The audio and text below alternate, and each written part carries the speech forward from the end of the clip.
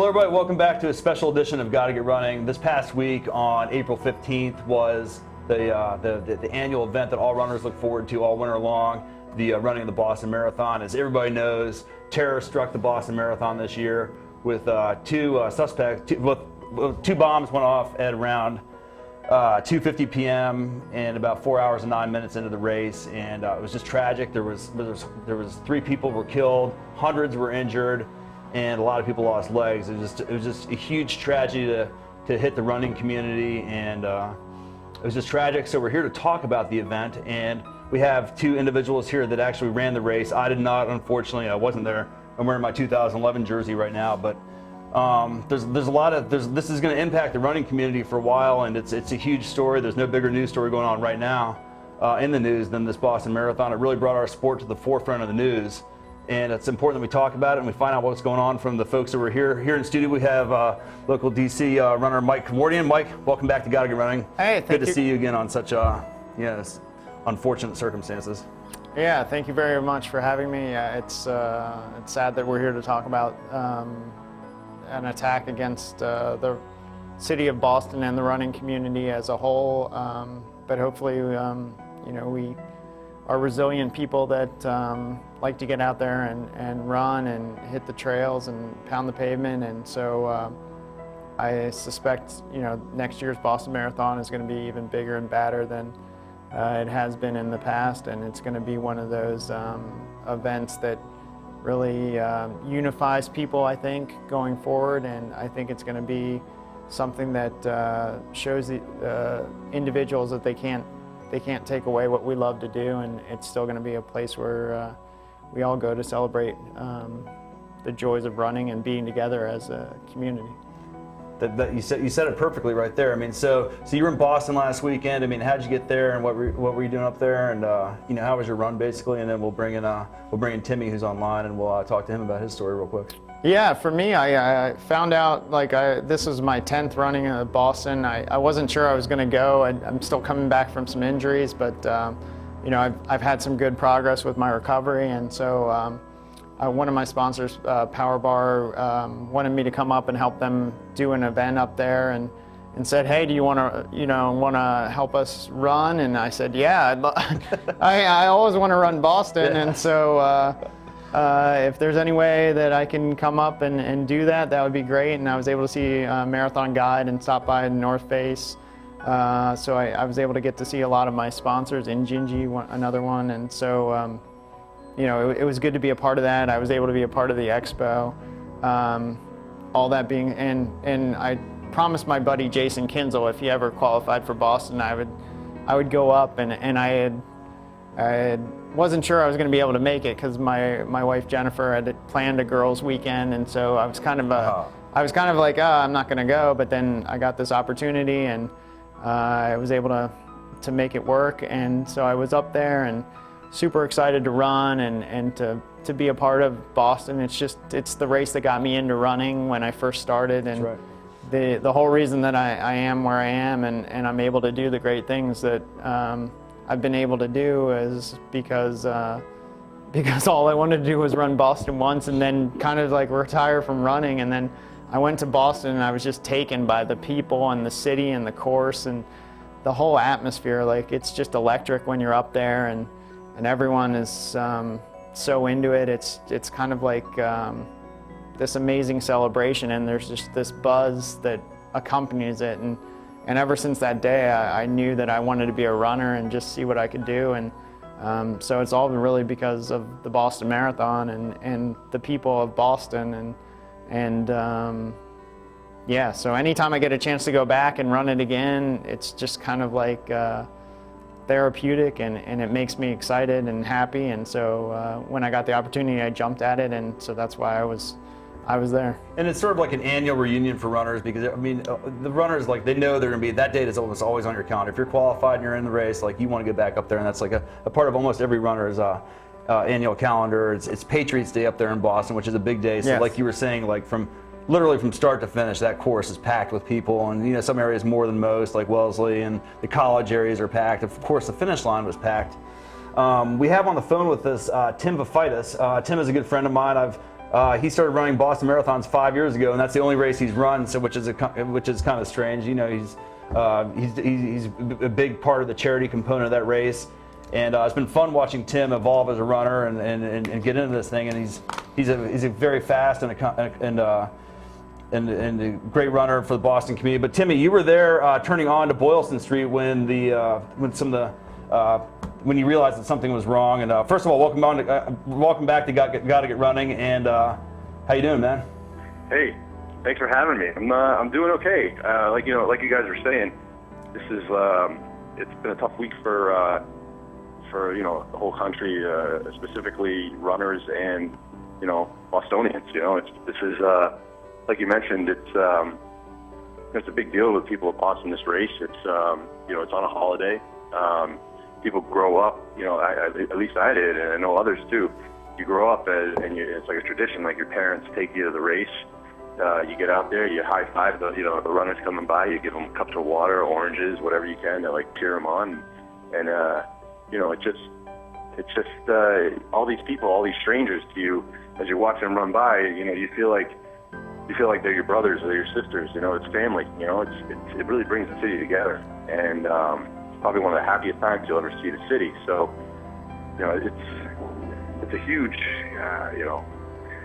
it's been tough for Bostonians. It's like someone crashed your party, and that you had since 117 years ago. And it's been tough. So you grew up watching the race. And then did you always know that you wanted to run this race, or did that just like kind of come up? You had an opportunity to get that charity bib about 5 years ago, or did you? Yeah, 5 years ago. It's like I said, when you're growing up and you get out there and it's such a rush when you just high five someone. As a 6-year-old, 7-year-old, for example, my little 3-year-old nephew, he was out in Framingham on Monday, high-fiving runners, and after I went by and high-fived him, my mom and dad were like, all right, it's time to go home. We're going to get out of here. He didn't want to leave. He was getting upset. He's like, no, I don't want to go anywhere. I want to high-five the guy. So it's like, growing up, you get engulfed in it, and it's always something in the back of your mind that you want to go out and run one year. So it's always been a goal of mine to run it. I ran it once and I got hooked. And it does. That race will definitely reel you in. It's quite an experience. It's really it's just an awesome race. But so you were there. You were running the race. Why don't you just tell us how your run went for you, and where you were, and how it all kind of went down for you on that day. So I was almost done with the race. I was coming down the home stretch. For the listeners who aren't familiar with the course, you come down Collin Ave. You make that right-hand turn onto Hereford Street, and you make a quick left onto Boylston. And from there, you probably got like a quarter of a mile or a little bit more of just a straight road on Boylston, straight down to the finish line. So I was probably just at the corner of Hereford and Boylston, about to completely make the turn when I heard the first bomb go off. And obviously, you don't think it's a bomb when you first hear it. The ground shook, I know that, and what went through my head was maybe it almost sounded like an 18-wheeler that drops its back end when it unloads its cargo or something like that. I work in D.C.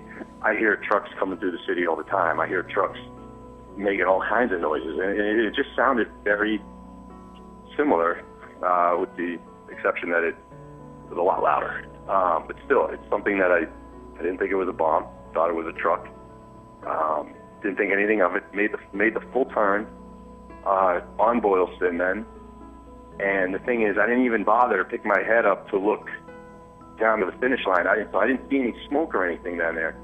My main goal was to just focus on the right side of the road, because my parents, they've been coming out since I first started running the marathon. And so they kind of have a designated spot that I know of, on that last stretch. So I was kind of looking for them. My girlfriend was there as well. So was my brother and his girlfriend. So I was kind of focused on just on the right side of the road while running straight. And then that's when immediately the second bomb went off. And that kind of rattled me. Because, you hear one, okay, you hear another one. And my head just whipped around and looked straight ahead, and I caught like the smoke, just the fresh smoke. I mean, it was white as can be. It was thick. And as soon as that happened, there were two Boston police officers to my right. One of them quickly yelled out, "Oh crap," and started bolting towards, the two bomb sites. And at that point, there was kind of like something that just shot through my body, that you knew something was seriously wrong here. This wasn't a truck. It wasn't a bunch of cannons going off or anything like that. This was something serious. So right after that, I remember I caught my parents. I saw where they were, ran right over to them, and first thing out of my mouth was, "Guys, what was that? Like, did you see anything?"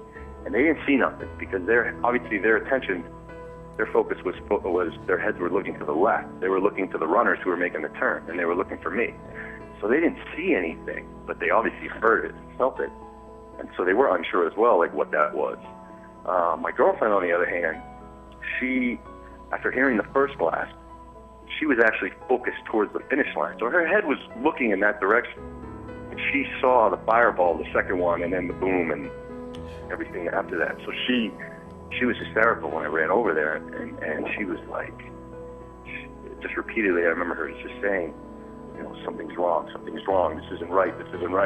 And I think that's, Timmy, and I think that's when I first realized that something was going on with you and your race and with the Boston Marathon, because your buddies who were in charge of your cell phone posted that image of you standing there next to your mom, and you're just like, you have this dazed and sort of this confused look on your face. You can actually see runners from the race on Boylston Street or whatever street that was. They were just standing in the middle of the road, like looking at their cell phones in different directions. It was really a surreal picture. I mean, you never see that at the Boston Marathon, like runners standing in the road. It was right. I mean, and if in that picture, just to paint it for your listeners, it's taken by my brother, and it's literally right after the second blast, and I'm looking towards the right, so I'm actually looking up Boylston, and the reason of that is because right about that time, police officers have already stopped the traffic. They stopped the human traffic that was running from Hereford to Boylston.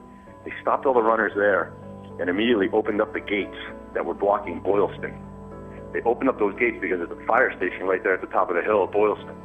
And so the sirens were going off, and my attention looked to the right up the hill, because right then and there the trucks were just about to come down and fly down Boylston and head to the scene. Okay, so you were right in that area there. Now, did they try to corral you into some of those side streets, or how did they get you off the course? Were you past the cutoff where they cut off the runners? No, they didn't push us that way. What it was, and when I say push, I don't mean physically push. I mean just direct us.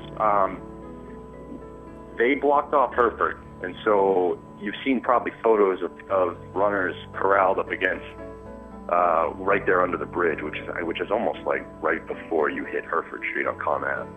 Right. So they didn't push anyone that was there, because there weren't that many runners on Boylston after. There really weren't that many runners on Boylston at like moments after the blast, and so anybody that was up there, they just moved them along with everyone who was on the sidewalk on the right side of the street where my parents were. Bombs were on the left, so they're on the right side of the street, and they just told everyone to just walk that way. Where they were pointing towards Huntington Ave, they were saying, "Walk towards Huntington Ave. Everyone needs to get out of here right now." So they were basically telling everyone to move back, walk up over the hill, cross the bridge, and head towards Huntington Ave. So we all did. We had no really idea where we were going, because our cars were closer to the sites, so we couldn't obviously get to the vehicles, and we were just walking. Our phones weren't working. Couldn't really. I mean, texts were sometimes working, but phone calls were not working.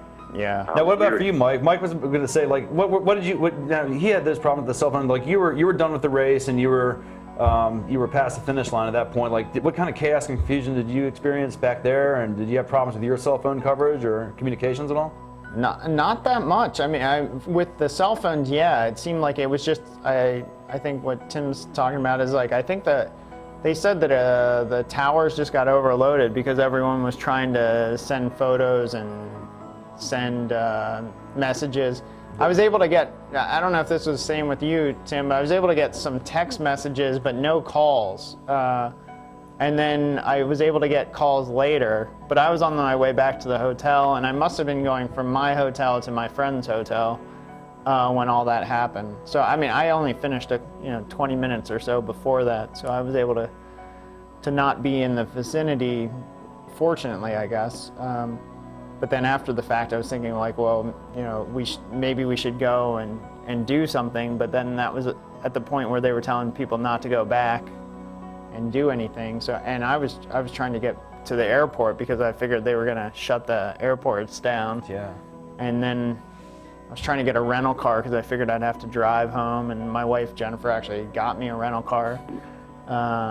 But I was able to get on a flight and make it home. But did you see any like sense of panic or anything in the hotel, or did you? No one knew in the hotel. And then as I was walking down amazing. Yeah, as I was walking, because I walked up Tremont Street, I think, which is a couple streets off of Boylston.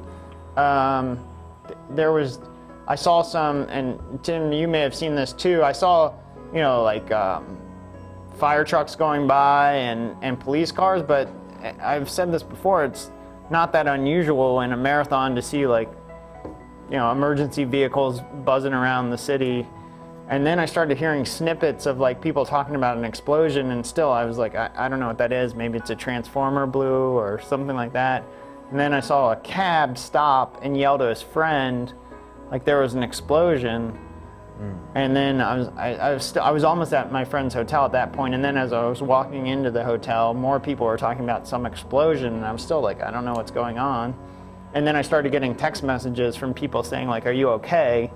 And I thought they meant because they saw my time and it was a lot slower than I normally run. So I just thought well, yeah, of course I'm okay. I ran with my friend, and then I got to the hotel room and we started seeing images, and then we could hear the sirens. And then it was just this full-on well, what's going to happen type thing. I don't know if that's the same with you, Tim. You're like, well, what else is going to go on?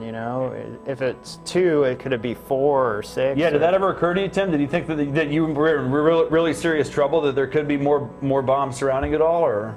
Well, the thing was, when you were there, everyone was basically trying to get on their phones and go on Twitter and go on Facebook and try to figure out what was being said on the news. And while that was happening, you heard rumors that there were 2 others that didn't go off. Yes. And then when we first evacuated Boylston and we went over towards I think it was the south garage of Prudential Tower, we were standing there, and then all of a sudden, police just started running through there, and they were saying, everyone's got to move, everyone's got to move. So we didn't know if there were more throughout the city. And then you had that rumor of the JFK library that caught on fire, but that was obviously a non-related incident. And tell us where that is on the course, that JFK library. It's not even on the course. No, it's not. Yeah. It's way east of the city, and so that's why. But then you're almost panicked, well, if it's there, where else is it gonna be, right? Right, and I think that's why they were trying to move us from where we ended up relocating the first time. And so at this point, it was just like, all right, let's just start walking away from Boston, towards Brookline, which is what we started doing. And as we were walking, you could just see government vehicle after government vehicle just flying towards the city. So, well, and then there were no, I was saying this to some people, it's then there were no cabs to be had anywhere. There was no transportation. They shut the T down. So I was gonna just walk to the airport, but you can't walk through the tunnel. And so I actually just jumped in front of a super shuttle type car and was please let me in, and they're we don't have any room. And then I was please. How much did it cost you? Yeah, exactly. I was I have money, let me in. And eventually they did, but it was one of those things that everybody was in a panic, Right. But like you said, it was a surreally calm panic. Everyone was concerned and everyone was trying to figure out what's going on, but there was no pushing or. It looked orderly on TV as much as could be. I mean, I think. Yeah, it wasn't like that like, Seinfeld where like George is like, knocking the kids out of the way to get out of the building when it's on fire or something. It was like everyone was grown up about it. Like, this is happening, let's figure out what's going on, and we're all going to get out of this together, which was pretty impressive. I don't know if you got that same feeling, Tim, or not, but it was like everyone was kind of looking out for everyone else at the same time as themselves. Yeah, definitely. There was no... There was no like every man for himself. It was like this collective, like, we're going to figure this out type attitude. Right. And which was really amazing, actually. I mean, if and you had people that were just, I mean, I've heard stories, I experienced it myself, but I've heard stories from other people too saying the same thing. You had random strangers helping out runners everywhere and just saying, do you guys need some shelter? Do you need to come in here for a little bit? Do you need water? Do you need anything to eat? There were just people helping out people, and nobody was really like you said, there was no one pushing. I didn't see anyone pushing, and I was on Boylston, and they were trying to get us out of there. It wasn't like somebody was sprinting like in front of you or knocking you over. It was like, it's very calm. Yeah, no, and I think that just goes to show you what good people there are up there and that are part of the event and part of running in general. I mean, for the most part, people that run are good people, and even the people that weren't runners, they could have empathy for and support us. So it was that was impressive to me. And then when I got to the airport, there was this sense of everyone looking out for everyone else too. I mean, the airlines were doing it, the TSA employees, the other passengers. It was interesting in that the collective. I tell you what, when when you park in a parking garage, how mean some of those attendants can be. Yeah. Yeah. Well, when we finally got back to our cars, which was later that night, we came back into the city probably around 9 o'clock, 10 o'clock at night.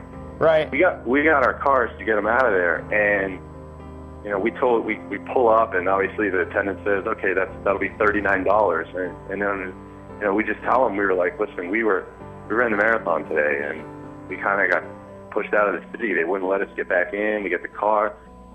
Easy, no problem here. Just exit the garage, no fee. Wow. I mean, you never see that with parking. So. You better not say what garage that is. Yeah. I usually forget, but no.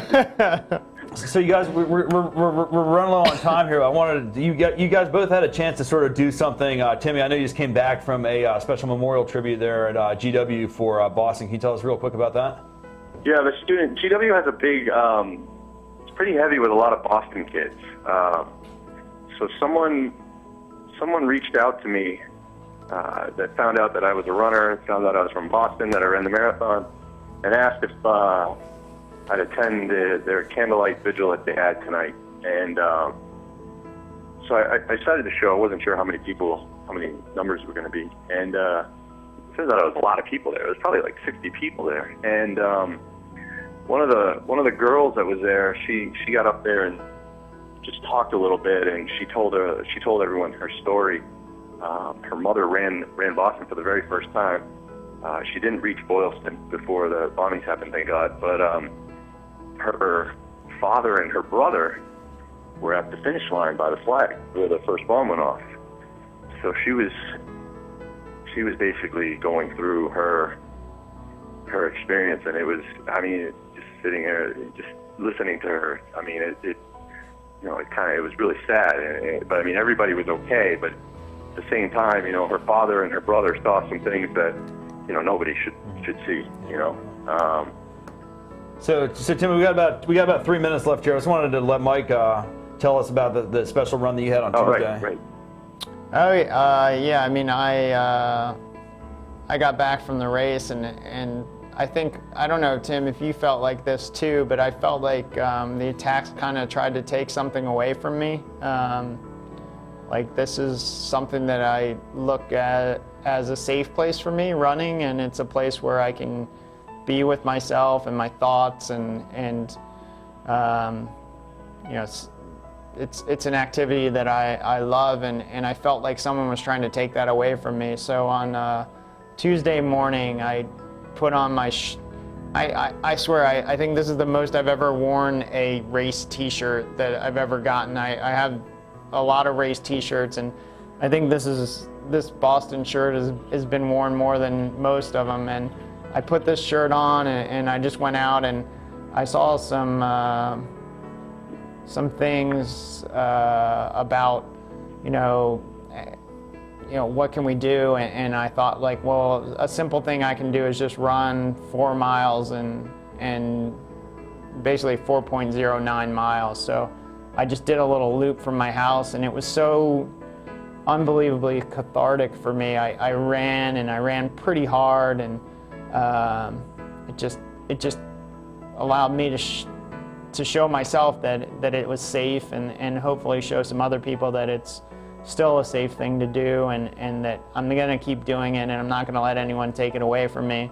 And it just serendipitously, I thought it would be about 4 miles, and I swear, like, I did the loop, and I ended right at the top of my street, and it was 4.09 miles, and I had to walk, like, I don't know, 50 feet to my house or something like that. So I stopped the clock right at 4:09, which was the time the bombs went off.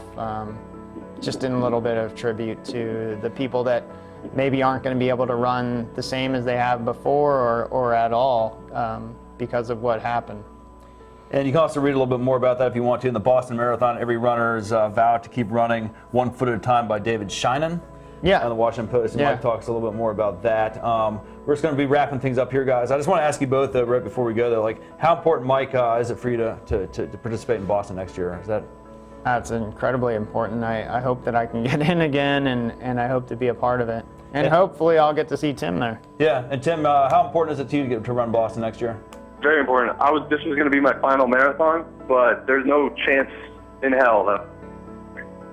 No chance. Yeah, they didn't let you finish, and you're going to make sure to finish that next year. Absolutely. Okay, hey, Tim, thanks for joining us on the phone and telling us your story.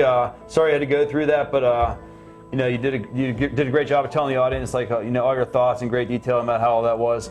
So thanks for joining us. Yeah, thank you very much, Tim. Mike. All right, guys. All right, take care. Mike, thanks for coming on and sharing us your story about Boston. What a memorable weekend, and next year will be a big one too. So, anyway, thanks for joining us on Gotta Get Running and sharing this somber moment in U.S. history. And we will see you guys next time on Gotta Get Running. Thanks for watching.